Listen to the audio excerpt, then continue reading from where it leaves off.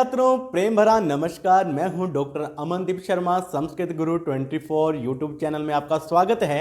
और 8वीं कक्षा की रुचिरा पाठ्य पुस्तक का पंचदशः पाठ है हमारा प्रहेलिका। पहेलियां आपने हिंदी में भी बहुत सारी कई बार पढ़ी भी होंगी, कईयों से पूछी भी होंगी।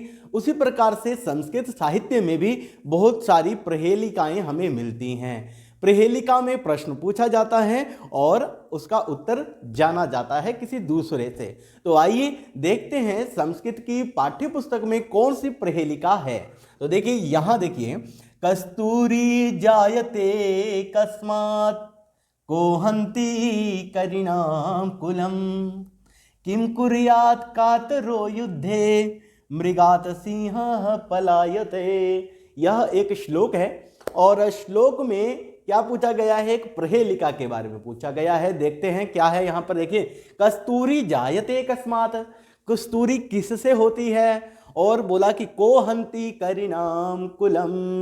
करिणाम कुलम, करी कहते हैं हाथी को, हाथियों के कुल को कौन हंती, कौन उनको मार सकता है? तो देखिए, किम कुर्यात कातरो युद्धे, जो कातर होता है, डरपोक होता है, वो युद्ध में क्या करता है? मृगात सिंह पलायते। आपको इसका उत्तर पता है? हाँ, बताइए क्या है इसका उत्तर, क्या आएगा? कस्तूरी किससे उत्पन्न होती है, बता सकते हैं? नहीं बता सकते। को हंती करिणाम कुलम, हाथियों के कुल को कौन नाश कर सकता है? तो यहां देखिए, इस श्लोक की जो सबसे महत्वपूर्ण बात क्या है? इसमें महत्वपूर्ण बात है कि मृगात सिंह पलायते। इसमें जो अंतिम पंक्ति है, अंतिम पंक्ति में ही उत्तर छिपा हुआ है। कस्तूरी जायते कस्मात्, इस पंक्ति का अर्थ है मृगात।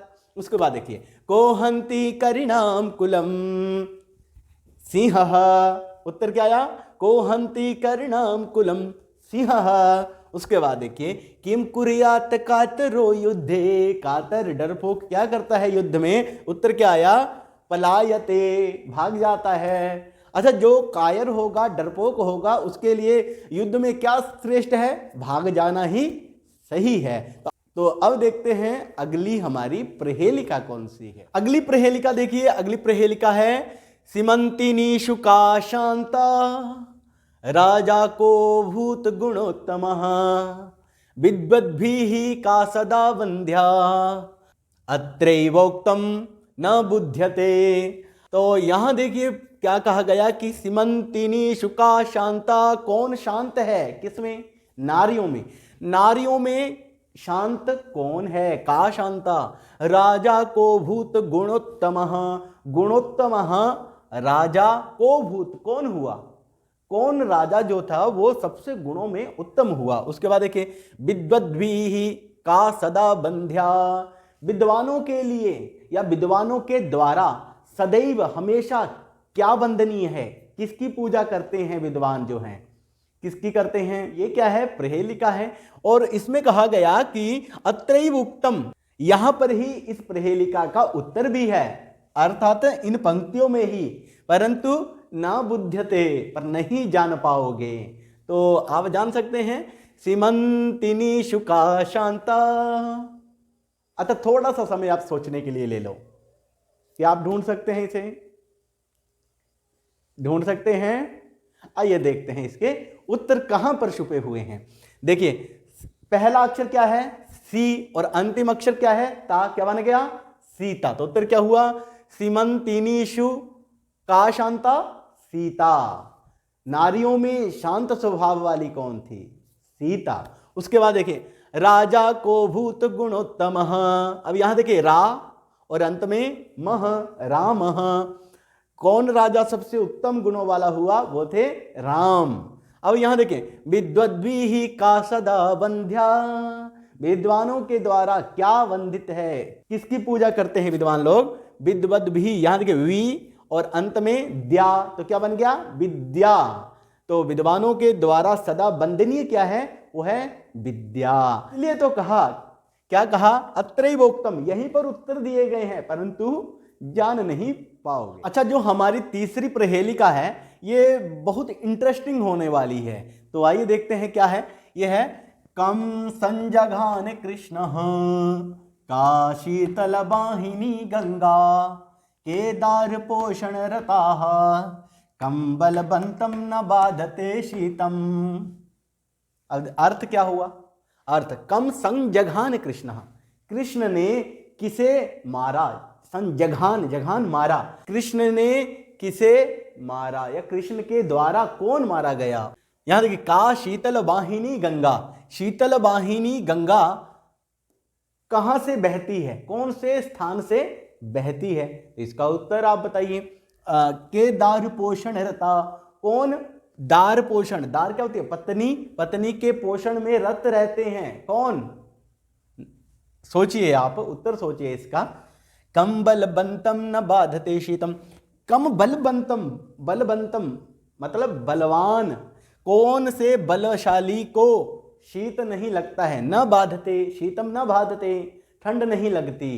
उत्तर बता सकते हैं? यहां उत्तर छिपे हैं, ये हमें ढूंढना है। आप ढूंढ सकते हैं तो ढूंढिए। कम समझघान कृष्ण, यहां पर उत्तर कहां है?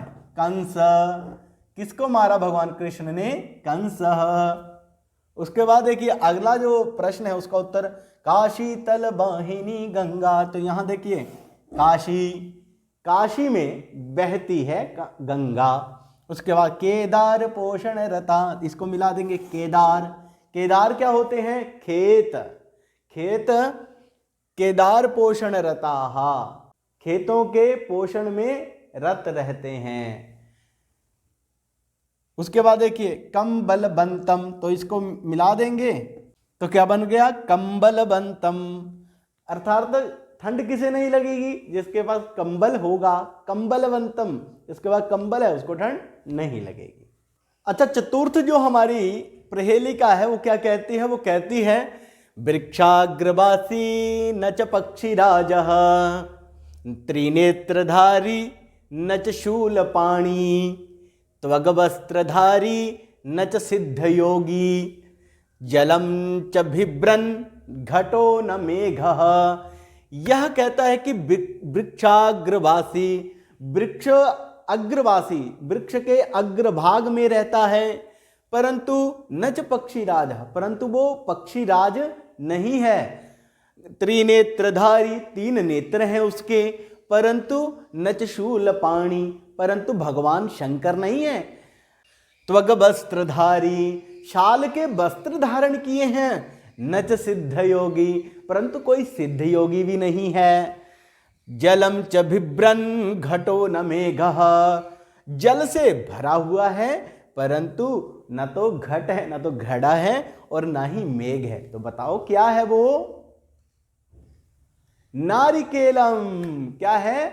नारिकेलम। अब से देखिए नारियल जो है वो कहां होता है? वृक्ष के अग्रभाग में रहता है, तीन नेत्र होते हैं उसमें। उसके बाद देखिए त्वग वस्त्रधारी, जटाएं उसके बाहर होती हैं। उसके बाद उसमें जल भी भरा होता है। तो इन लक्षणों से युक्त तो केवल नारियल होता है। देखते हैं पांचवी प्रहेलिका को।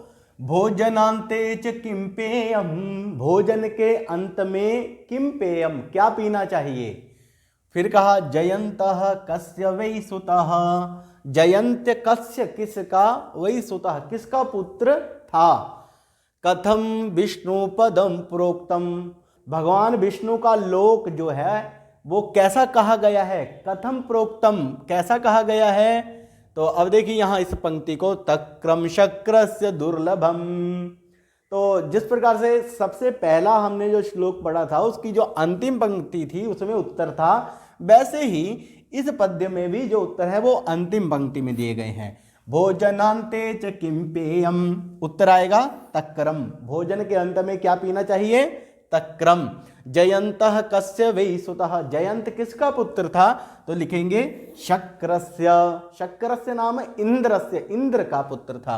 उसके बाद देखिए कथम विष्णु पदम प्रोक्तम, भगवान विष्णु का जो लोक है वो कैसा कहा गया है?